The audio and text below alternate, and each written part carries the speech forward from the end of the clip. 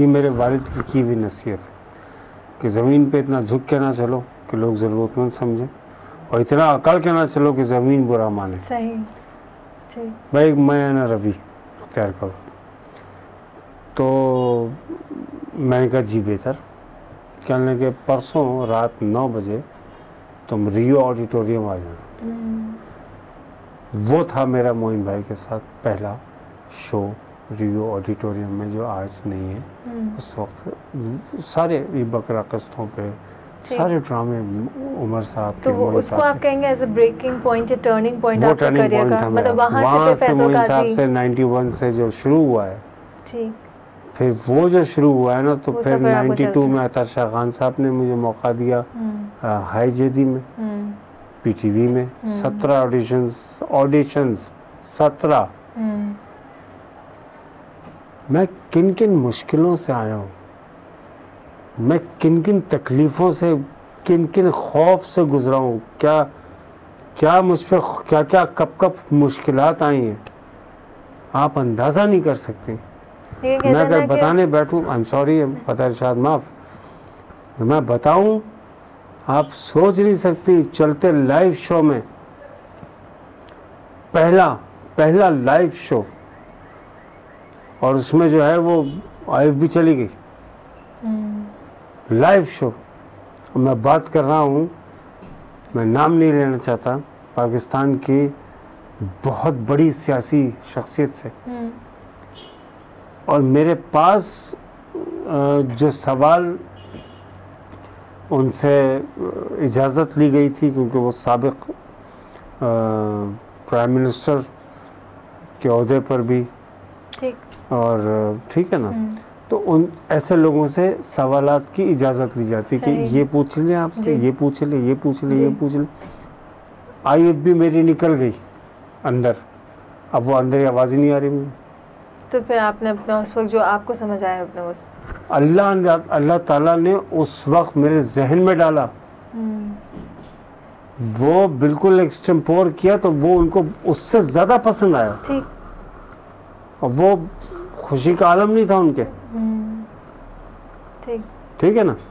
तो मैं ऐसे ऐसे मौक़ों से गुजरा हूँ कि जूतों में पसीना आ गया। लेकिन कहते हैं ना, इज्जत फिर अल्लाह देने वाला। बेशक अल्लाह ही इज्जत देता। मुझे अल्लाह ताला का सबसे बड़ा जो शुक्र मैं अदा करता हूँ वो ये, मुझे कभी अल्लाह ने लोगों के सामने निदामत का सामना नहीं करने दिया, मुझे हमेशा नादिम कभी नहीं होने दिया, नीचा नहीं दिखाया। मैंने जिसके लिए जब भी कुछ भी कहा, चाहे एक लाइन में कहा, लेकिन कभी तमीज़ नहीं मानी, कभी ये कोशिश नहीं की कि सामने वाले को कॉर्नर करना है, इसको बोलने नहीं देना है। पहले सुनता हूँ फिर सुनाता हूँ, ठीक, या सुना लेता हूँ फिर सुन लेता हूँ। जी। अच्छा फैसल साहब, ये तो चले आपने कहा कि मोइन साहब के साथ आपकी परफॉर्मेंस जो थी एक टर्निंग पॉइंट थी आपके करियर में। आपकी ज़िंदगी और आपके करियर में एक ऐसी चीज़ या कोई ऐसा शख्स या कोई ऐसी भी चीज़ जिसने आपको इंस्पायर किया हो? शादी का पूछना चाह रही हैं आप? नहीं, शादी का नहीं, इंस्पिरेशन। शख्स क्यों कहा फिर आपने? मतलब कोई भी एक शख्स होता है जो आपको इंस्पायर करता है ज़िंदगी में, या कोई ऐसी चीज़ होती है, कोई ऐसा वाक़या होता है जिससे इंसान एक इंस्पायर होता है वो अपनी ज़िंदगी को। मैंने कहा ना, मोइन भाई के अलावा इंस्पिरेशन तो बहुत सारे लोगों से होता है, लेकिन एक इंसान एक की कोई भी क्वालिटी लेके आप चलते हैं, वो काम मोइन भाई ने भी किया था। दिलीप साहब के बड़े मद्दाह थे, वो डाई हार्ट फैन थे। जी, मोहम्मद अली मरहूम साहब के डाई हार्ट फैन थे। ज़िया मुहीउद्दीन साहब के डाई हार्ट फैन थे। अनवर मकसूद साहब के देरीना दोस्तों में से थे, और उनके बड़े मद्दाह थे, और वो उनके मद्दाह थे, क्योंकि दोनों अपने अपने फ़न में गहदे तूला रखते थे। जी बिल्कुल। गाड़ी उर्दू तो नहीं बोल दी, नहीं बिल्कुल, मतलब अपना सानी नहीं रखते थे, महारत रखते थे, मजबूत थे अपने दोनों फनून में। एक चीज़ कोई भी किसी इंसान की अच्छी वो लेके, उससे इंस्पिरेशन लेके अपने अंदाज में करने को सही मायनों में इंस्पिरेशन कहा जाता है। फॉलो करना एक अलग चीज़ है। अब मैं मोइन भाई को फॉलो करता हूँ, अब इंस्पिरेशन से काम नहीं चलेगा, अब फॉलो करना पड़ेगा। तो जो उन्होंने किया आप भी उसी बिल्कुल जो उसी उन्होंने डायरेक्शन में किया आप भी जा रहे हैं। उसी डायरेक्शन में, चाहे वो शो बिजनेस हो या आम जिंदगी, जितने अच्छे काम उन्होंने किए वो तो उनसे अल्लाह ने करवाए ही सारे अच्छे काम, लेकिन बेऐब तो फिर अल्लाह की ज़ात है। इंसान में तो खसलत अल्लाह ने खुद डाली है, लफ्ज़िश करने की, गलती कोताही करने की, कुछ भी। अब वो उनका ज़ाती फैसला, उसमें हमें नहीं पता, हम क्या जाने। लेकिन जहाँ तक उनकी अच्छाइयों की बात है, उनमें से चंद अच्छाइयों मैंने गिरा में बांध रखी है, एक एक करके गिरा खोलता जा रहा हूँ। तो वही आपकी ज़िंदगी बहुत का जल्द आपके डायरेक्शन। सामने आता जाएगा इंशाल्लाह, देखिएगा। ठीक, फैसल साहब आखिरी में हमारी जो ऑडियंस है उन्होंने आज आपको वाकई में फैसल काजी एक इंसान, एक शख्स कैसे हैं वो जाना है, आपकी स्टोरी जानी है, तो उनके लिए आखिरी में कोई मैसेज जो आप छोड़ना चाहें? मैं 2 जुमलों में एक बात अर्ज कर दूं।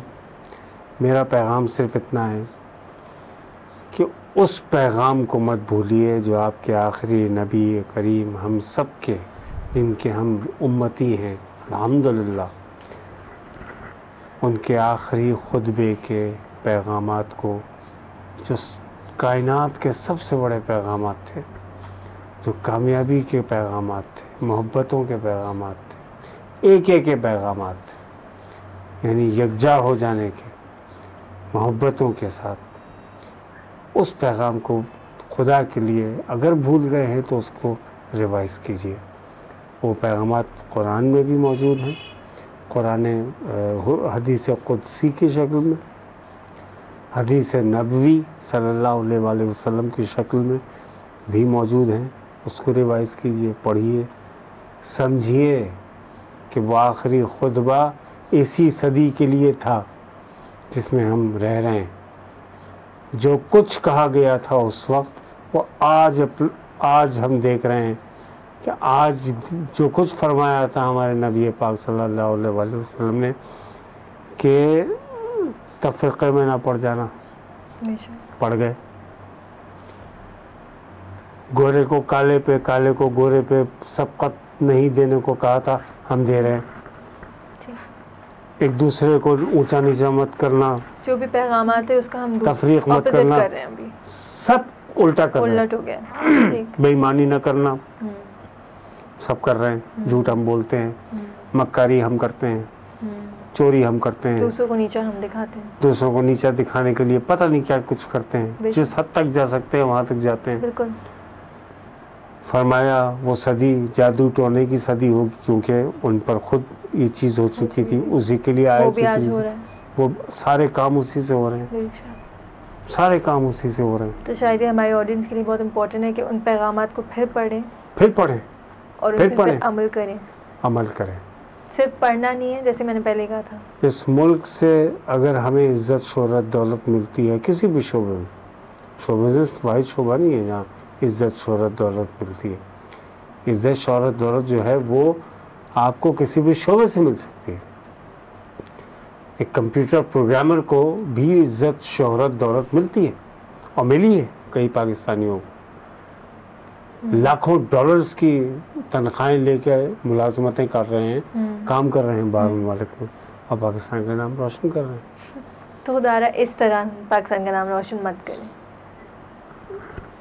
रोशन नहीं, ये तो बिल्कुल इस वक्त तो पाकिस्तान का हाल, नाम और मुस्तकबिल सब काला कर दिया है पूरी दुनिया में।